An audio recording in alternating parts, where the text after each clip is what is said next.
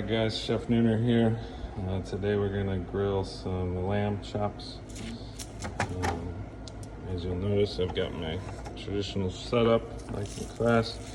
I'm gonna go ahead and season our meat on all sides. We have that paper towel there to absorb any extra marinade. We let these marinate 24 hours in essentially a chimichurri without the vinegar. So that's garlic, jalapenos, shallots, olive oil, cilantro, parsley. Go ahead and pull off any extra marinade or herbs that'll tend to burn. Okay. And then we've got our nice little double lamb chop here that comes from the loin portion of the lamb. Okay, so we've got our two rib bones, the loin here, and sometimes you'll see down on this end a little chine bone that connects the rib bones together. So incredibly tender cut of meat here. Lamb traditionally is an animal that's under a year of age. After that it becomes known as a mutton, and that change in age will change how we cook it. So this young animal, a year younger, a little lamb chop, and our tender piece of meat here from the loin requires quick and hot cooking. So we've prepared our grill.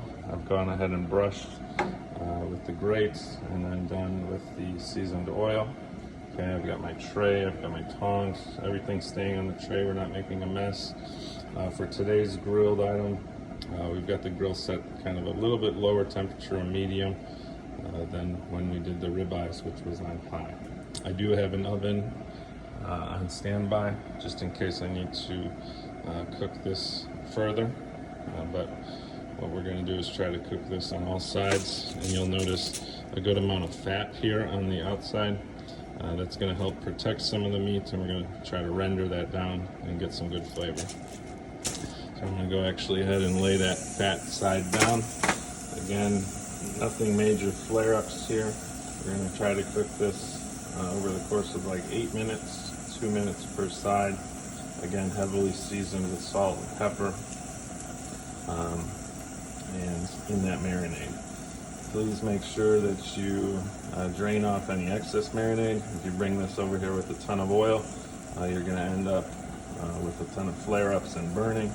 And then also just notice I've tried to remove as much of the herbs and parsley as I can. So we'll come back in a couple minutes. I'll show you how this looks when it's flipped over on all sides, and we'll talk about internal temperatures.